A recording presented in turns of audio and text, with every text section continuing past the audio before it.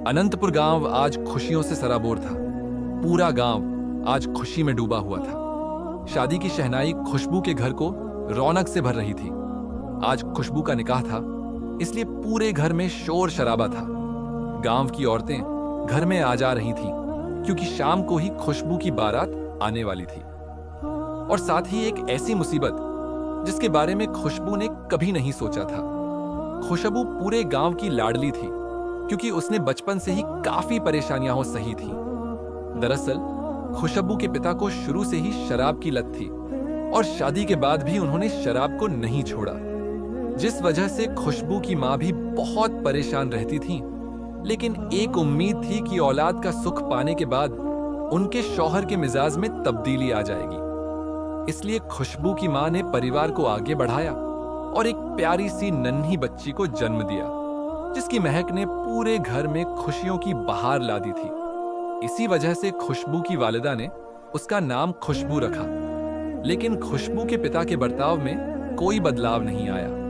फिर 5 साल बाद इस घर में एक और बच्चे की किलकारी गूंजी और खुशबू ने बड़े प्यार से अपने भाई का नाम रखा, रिहान।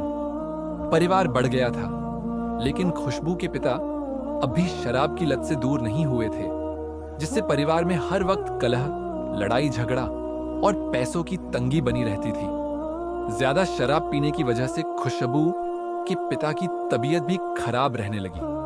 इसके बाद खुशबू की मां फरजाना ने बच्चों की परवरिश और घर का खर्च देखते हुए दूसरों के घरों में झाड़ू बर्तन का काम शुरू कर दिया। लेकिन इस काम से जो पैसे मिलते, उनमें से आधे तो खुशबू के पिता की दवाइयों में ही चले जाते थे और कुछ समय बाद उनका इंतकाल हो गया। अब पूरी तरह से घर की जिम्मेदारी फरजाना पर आ गई थी। लेकिन बूढ़े कंधे और ढलती उम्र अब इस काबिल नहीं रही थी कि दूसरों के घर जाकर झाड़ू पोंछा कर सके। इसीलिए खुशबू ने पास के कारखाने में बैग बनाने का काम शुरू कर दिया।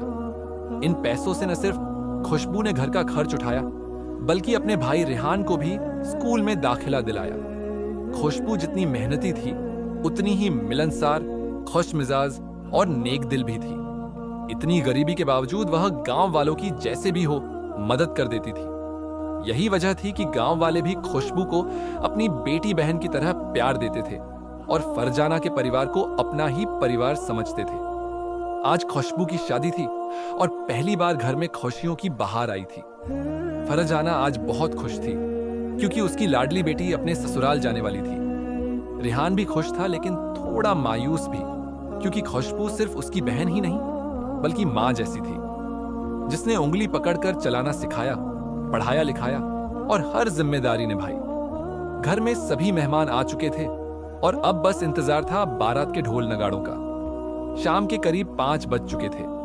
खुशबू की सहेलियों ने उसे लाल सुर्ख जोड़ा पहनाया और बहुत अच्छे से मेकअप करके उसे दुल्हन की तरह सजा दिया। जिसने भी खुशबू को दुल्हन के लिबास में देखा, तारीफ किए बिना नहीं रह सका।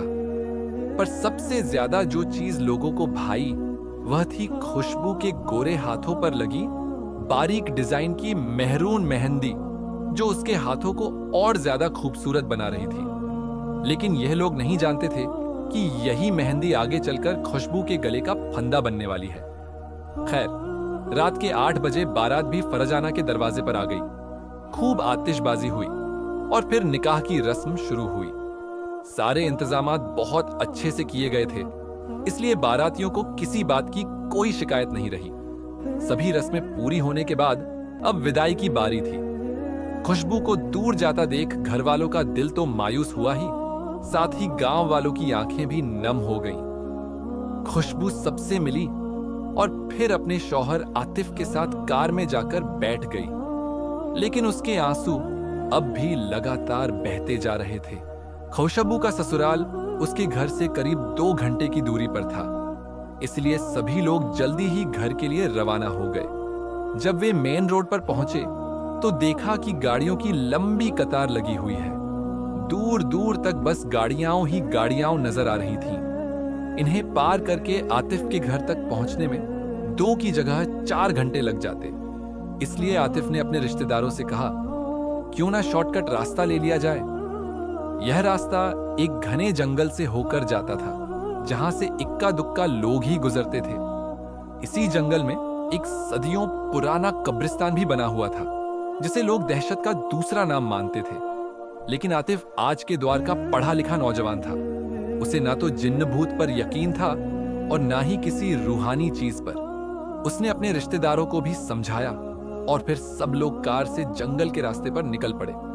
रास्ता पूरी तरह सुनसान और वीरान था। लहराते पेड़ों से टकराती हवा पूरे जंगल में एक डरावनी सिहरन पैदा कर रही थी, जिससे माहौल और भी ज्यादा भयावह लगने लगा। लेकिन आतिफ और खुशबू बेफिक्र थे। ये नया शादीशुदा जोड़ा अभी भी हल्दी और मेहंदी की खुशबू में डूबा हुआ था। रात के करीब 12:30 चुके थे। जंगल में सिर्फ जंगली जानवरों की आवाजें और कारों की गड़गड़ाहट गूंज रही थी।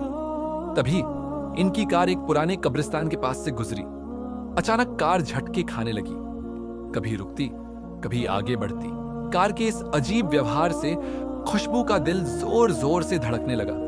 उसी समय कब्रिस्तान का लोहे का दरवाजा अचानक चरमराकर खुल गया और एक सफेद धुंधली सी रूह बाहर निकली। यह पूरा मंजर खुशबू कार के शीशे से देख रही थी और तभी उसे ऐसा लगा मानो वह सफेद रूह उसके भीतर समा गई हो। लेकिन आतिफ को कुछ भी महसूस नहीं हुआ। कुछ ही दूर और चलकर ये लोग अपने घर पहुंच गए। रात के करीब 2 बज चुके थे।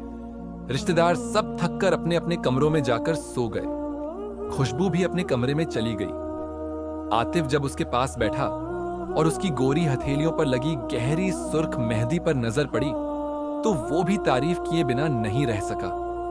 उसने प्यार से खुशबू का हाथ थामा, लेकिन तभी उसके चेहरे की रंगत उड़ गई, क्योंकि हाथों से खून टपक रहा था। मेहंदी खून में बदल गई थी और वही खून अब आतिफ के हाथों पर भी लग चुका था।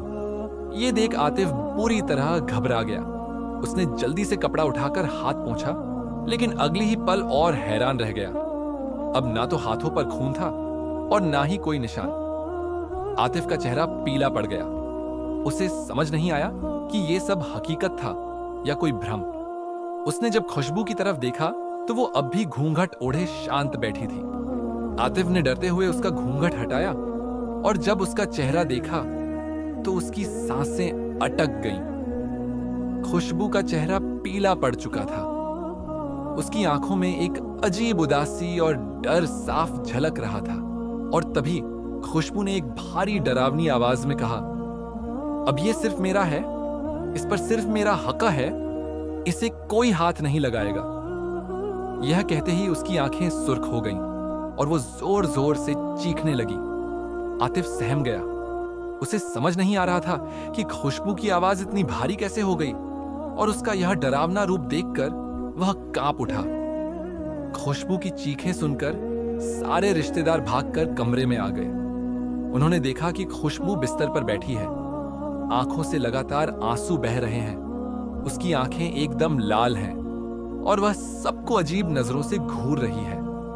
रिश्तेदारों को कुछ समझ नहीं आया कि आखिर उसे क्या हो गया है। आतिफ की मां रुखसाना ने जल्दी से पानी पिलाया, कुछ दुआएं पढ़ी और थोड़ी देर में खुशबू शांत हो गई।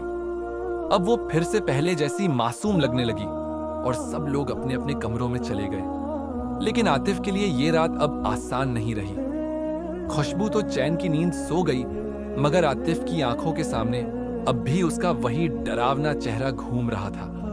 उसे अब जिन्हों और रूहानी बातों पर थोड़ा थोड़ा यकीन होने लगा था। उसे खुशबू के पास लेटने में भी डर लगने लगा था। वह सारी रात जागता रहा और डर से कांपती नजरों से खुशबू को देखता रहा। रात भर जागते जागते जैसे ही हल्की सी सूरज की रोशनी कमरे में आई, आतिफ बेफिक्र होकर सो गया।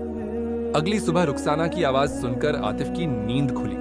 देखा कि कमरे में घर के सभी लोग बैठे थे और सभी के चेहरों पर मुस्कान थी। उन्हें हंसता देख आतिफ भी रात की सारी बातें भूल गया और सबने मिलकर साथ में नाश्ता किया। इसके बाद आतिफ खुशबू को उसके मायके माँ और भाई से मिलवाने ले गया। दोनों कार से पहुंचे। जब फरजाना ने अपनी बेटी खुशबू को देखा तो उसकी आंखें भर आईं। यह पहली बार था जब खुशबू अपने घर से दूर रही थी। ना तो खुशबू को फरजाना से अलग रहने की आदत थी और ना ही फरजाना को अपनी बेटी को दूर देखने की। दोनों माँ बेटी गले लगकर रो पड़ी, लेकिन ये आंसू गम के नहीं, खुशी के थे। इतने में खुशबू का भाई रेहान भी आ गया। अपनी बहन को इतना खुश देखकर उसकी भी आंखों में चमक आ गई। फरजाना और रेहान ने आतिफ का दिल खोलकर इस्तकबाल किया, क्योंकि घर में पहली बार दामाद आया था। हालांकि हालात इतने अच्छे नहीं थे कि उसके सामने भरपूर दावत रखी जा सके, फिर भी फरजाना ने अपनी पूरी कोशिश की, कोई कसर नहीं छोड़ी। आतिफ एक समझदार और मिलनसार लड़का था। उसे पता था कि खुशबू के परिवार की माली हालत कैसी है, इसलिए उसने बिना कोई शिकवा किए जो भी मिला खुशी खुशी खा लिया। खुशबू भी आतिफ का रवैया देखकर ऊपर वाले का शुक्र अदा कर रही थी कि उसे एक ऐसा हमसफर मिला जो न सिर्फ उससे बल्कि उसके परिवार से भी मोहब्बत करता है। दिन ढलने लगा। शाम को जब आतिफ ने खुशबू से चलने को कहा तो फरजाना ने मना कर दिया। वो दामाद को रात का खाना खिलाए बिना भेजना नहीं चाहती थी। हालांकि आतिफ ने बहुत समझाया, लेकिन फरजाना अपनी जिद पर अड़ी रही। तभी काले बादलों ने आसमान को ढंक लिया और जोरदार बारिश शुरू हो गई। सब मुस्कुराने लगे। फरजाना ने हंसते हुए कहा, देखा आतिफ, सिर्फ मैं ही नहीं, ये बारिश भी अब तुम्हें रात से पहले जाने नहीं देगी। फरजाना की बात सुनकर आतिफ भी मुस्कुरा पड़ा। फिर फरजाना खाना बनाने में जुट गई और रेहान चिकन लेकर आया। फरजाना ने रात के खाने में चिकन कोरमा और मीठे में खीर बनाई। जब दस्तरखान पर खाना परोसा गया, उसकी खुशबू से ही खुशबू बेचैन हो गई। जैसे ही उसके सामने चिकन और खीर रखी गई, उसका बर्ताव अचानक अजीब हो गया। उसने जल्दी जल्दी चिकन अपनी कटोरी में निकाला और बिना रोटी या चावल के सीधे खाने लगी। उसका यह अंदाज देख फरजाना और रेहान दोनों हैरान रह गए। आतिफ बस खुशबू को देखे जा रहा था। फरजाना ने झुंझलाकर कहा, बेटा, ये क्या तरीका है खाने का? ऐसे क्यों खा रही हो? ऐसा लग रहा है जैसे पहली बार चिकन देखा हो। लेकिन खुशबू ने कोई जवाब नहीं दिया, बस सर झुकाए खाती रही। तभी उसकी नजर सामने रखे खीर से भरे बाउल पर पड़ी। उसने कटोरी में निकालने की बजाय पूरे बाउल में हाथ डाल दिया और उंगलियां चाट चाट कर खाने लगी। रेहान हैरान होकर बोला, बाजी, आप क्या कर रही हैं? कम से कम कटोरी में तो निकालिए। तभी खुशबू ने भारी मर्दाना आवाज में कहा, मैं बहुत भूखा हूं, मुझे शांति से खाने दो, वरना इसका अंजाम अच्छा नहीं होगा। उसकी भारी आवाज सुनकर फरजाना, रेहान और आतिफ तीनों दंग रह गए। वे हैरत से एक दूसरे को देख रहे थे और फिर बस खुशबू को ही निहारने लगे। खाना खत्म करने के बाद खुशबू वॉशरूम की ओर हाथ धोने गई। जैसे ही उसकी नजर वॉश बेसिन के पास लगे शीशे पर पड़ी, एक जोरदार चीख निकल गई, क्योंकि शीशे में उसका चेहरा नहीं बल्कि किसी डरावने शैतानी चेहरे का अक्स दिख रहा था। एक ऐसा भयानक रूप जो उसने जिंदगी में पहले कभी नहीं देखा था। वो जोर जोर से चीखने लगी और फिर अचानक बेहोश होकर जमीन पर गिर पड़ी। खुशबू की चीख सुनकर फरजाना घबराकर जल्दी से वॉशरूम की ओर भागी। वहां पहुंचकर उसने देखा कि खुशबू जमीन पर बेहोश पड़ी थी। यह देखकर फरजाना ने तुरंत रेहान और आतिफ को आवाज दी। दोनों दौड़ते हुए आए और मिलकर खुशबू को उठाकर कमरे तक लाए। उसके चेहरे पर पानी के छींटे मारे गए। कुछ ही देर में खुशबू को होश आ गया, लेकिन उसके चेहरे पर उलझन और घबराहट थी। ऐसा लग रहा था जैसे उसे कुछ भी याद नहीं, न खाना खाने की बात, न वॉशरूम में बेहोश होने की, कुछ भी नहीं। उसकी यह हालत देखकर पूरा परिवार चिंता में पड़ गया, लेकिन फिर सबने मिलकर फैसला किया कि उसे कुछ भी नहीं बताया जाएगा। फरजाना नहीं चाहती थी कि उसकी बेटी अपने नए ससुराल में किसी परेशानी का सामना करे या कोई उस पर उंगली उठाए, इसलिए सभी ने यह बात वहीं दबा दी। इसी सब में रात के करीब 10 बज चुके थे। खुशबू और आतिफ ने घर वालों से विदा ली और कार में बैठकर अपने घर की तरफ रवाना हो गए। लेकिन कुछ दूर ही चले थे कि फिर से बारिश शुरू हो गई, और इस बार इतनी तेज कि कार के शीशों से बाहर कुछ भी साफ दिखाई नहीं दे रहा था। आसमान काले बादलों से ढक गया था और घना अंधेरा चारों तरफ फैल चुका था। आमतौर पर अगर ये लोग मेन रोड से जाते तो 2.5 घंटे में आसानी से पहुंच सकते थे, लेकिन वे लंबा रास्ता नहीं लेना चाहते थे, इसलिए आतिफ ने फिर से शॉर्टकट वाला रास्ता चुन लिया। यह रास्ता एक वीरान जंगल से होकर जाता था और बारिश की वजह से यह और भी सुनसान और डरावना हो गया था। पेड़ों से टकराती तेज हवा, झींगुरों की आवाजें और कब्रिस्तान की नजदीकी सब मिलकर एक अजीब सा खौफ पैदा कर रहे थे। फिर भी आतिफ और खुशबू हिम्मत कर आगे बढ़ते रहे, लेकिन जैसे ही इनकी कार कब्रिस्तान के पास पहुंची, अचानक बंद हो गई और ठीक उसी पुराने कब्रिस्तान के दरवाजे के सामने रुक गई। आतिफ थोड़ा घबराकर बोला, अरे यार, ये कार को क्या हो गया? ये तो एकदम ठीक चल रही थी, अचानक यहीं बंद कैसे हो गई? खुशबू ने उसे तसल्ली देते हुए कहा, शायद बारिश की वजह से कोई तकनीकी गड़बड़ी आ गई हो, आप आराम से चेक कीजिए, चल जाएगी। आतिफ ने भी हामी भरी, हाँ हो सकता है, लेकिन आज तक ऐसा कभी नहीं हुआ। पहली बार कार इस तरह चलते चलते रुक गई है। चूंकि कार अब चल नहीं रही थी, आतिफ ने घर पर फोन कर दिया और दूसरी गाड़ी भेजने को कहा। घर वालों ने तुरंत दूसरे बेटे को गाड़ी लेकर रवाना कर दिया, लेकिन उसके वहां पहुंचने में करीब 1 घंटा लगने वाला था। बारिश अब भी लगातार हो रही थी और रुकने का नाम नहीं ले रही थी। दोनों को कार में ही इंतजार करना पड़ा। इस अंधेरी सुनसान रात और बरसती बारिश के बीच माहौल जितना डरावना था, उतना ही रोमांटिक भी। यह शादी के बाद दोनों की पहली बारिश थी जिसे वे साथ बैठकर देख रहे थे। कब्रिस्तान पास था, लेकिन दोनों साथ थे, इसलिए डर कुछ कम लग रहा था। तभी खुशबू अचानक सिर नीचे झुकाकर चुपचाप बैठ गई। बहुत देर तक वह इसी मुद्रा में रही। आतिफ ने उससे कुछ बात करने की कोशिश की, लेकिन उसने कोई जवाब नहीं दिया। वह बस चुपचाप बड़बड़ाने लगी। फिर अचानक उसने कार का दरवाजा खोला और बाहर निकल गई। आतिफ उसे रोकता रहा, कार में वापस बैठने की जिद करता रहा, लेकिन खुशबू जैसे किसी और ही दुनिया में थी। उसने उसकी बातों पर कोई ध्यान नहीं दिया और कब्रिस्तान की तरफ बढ़ने लगी। यह देखकर आतिफ भी कार से उतरा और भागते हुए उसका पीछा किया।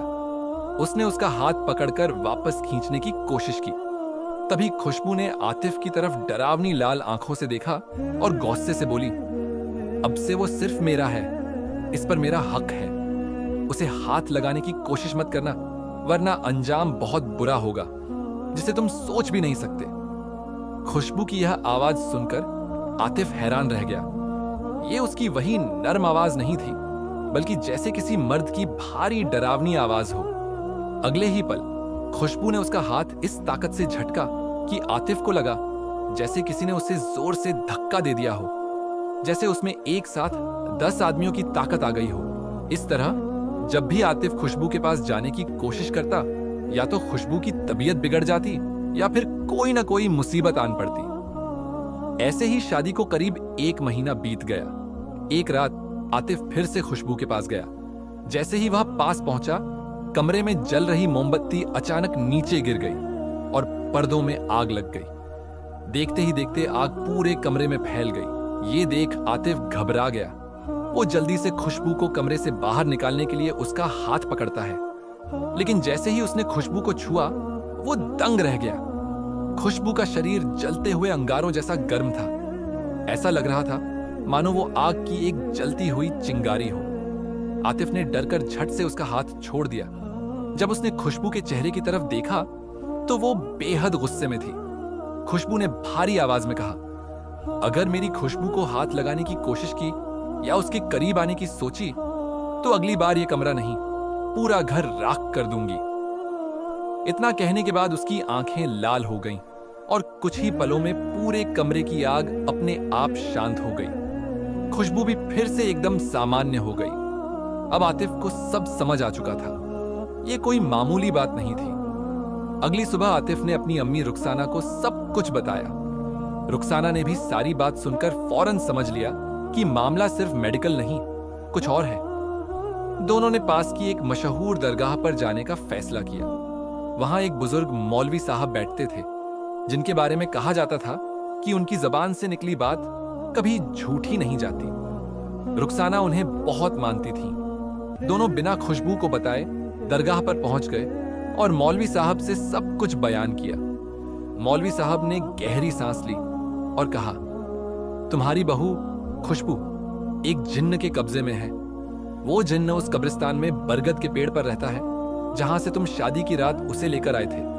उसे मेहंदी की खुशबू और खुशबू के गोरे हाथों पर लगी सुर्ख मेहंदी से मोहब्बत हो गई और अब वो उसे किसी के भी पास नहीं जाने देगा। अगर तुम लोग आज मेरे पास ना आते तो वो जिन्न कुछ ही दिनों में खुशबू को अपनी दुनिया यानी जिन्नातों की दुनिया में ले जाता, जहां से इंसान का लौटना नामुमकिन होता है। ये सुनकर आतिफ और रुखसाना के पैरों तले जमीन खिसक गई। उन्होंने मौलवी साहब से मदद की गुहार लगाई। मौलवी बोले, मैं उतारा कर सकता हूं, लेकिन मुझे उसे उसी कब्रिस्तान में लेकर जाना होगा। आतिफ डरते हुए बोला, मौलवी साहब, क्या आप घर पर नहीं कर सकते उतारा? मौलवी बोले, नहीं बेटा, अगर मैं घर पर उतारा करूंगा तो वो जिन्न भाग जाएगा और फिर दोबारा वापस आ जाएगा। लेकिन अगर मैं उसी बरगद के पेड़ के पास उतारा करूंगा तो उसे वहीं कैद कर सकता हूं, हमेशा के लिए। अब कोई और चारा नहीं था। रात के 9 बजे आतिफ ने प्यार से खुशबू से कहा, काफी दिन हो गए, हम कहीं बाहर नहीं गए, चलो आज रात थोड़ा घूम आते हैं, कुछ खा भी लेंगे। खुशबू बोली, अभी बहुत देर हो गई है, कल चलते हैं। लेकिन आतिफ ने उसकी एक न सुनी और किसी तरह उसे मनाकर गाड़ी में बिठाया और फिर गाड़ी को कब्रिस्तान की ओर मोड़ दिया। रास्ता सुनसान और अंधेरा था। खुशबू बोली, आप तो कह रहे थे बाहर घूमने चल रहे हैं, फिर ये रास्ता क्यों? लेकिन आतिफ चुप रहा। जब वे कब्रिस्तान के पास पहुंचे, मौलवी साहब पहले से ही बरगद के पेड़ के नीचे बैठकर तिलावत कर रहे थे। ये देखकर खुशबू के अंदर छुपा जिन्न जाग उठा। गुस्से से उसकी आवाज गूंजी, अच्छा ये चाल चली है तूने मौलवी, आज तुझे जिंदा नहीं छोड़ूंगा। मौलवी साहब चुपचाप तिलावत करते रहे। उन्होंने दम किया हुआ पानी लेकर खुशबू पर फेंका और जैसे ही पानी पड़ा, खुशबू जमीन पर गिर पड़ी और जिन्न अपने असली रूप में प्रकट हो गया। उसकी भयानक आंखें, लंबी दाढ़ी और डरावना कद देख आतिफ कांपने लगा। जिन्न जिद पर अड़ा था, खुशबू मेरी है, मैं उसे लेकर जाऊंगा।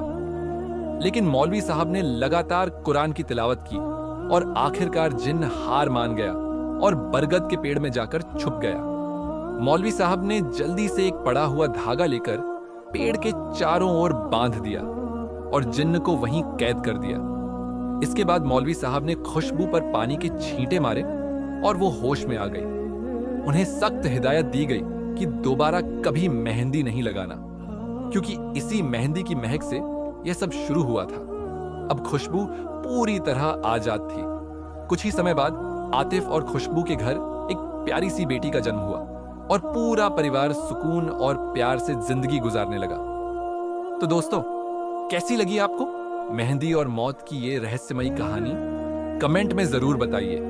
वीडियो पसंद आई हो तो इसे दिल खोलकर शेयर करें और चैनल को सब्सक्राइब करके बेल आइकॉन जरूर दबाएं। फिर मिलेंगे एक नई कहानी के साथ। तब तक के लिए अलविदा।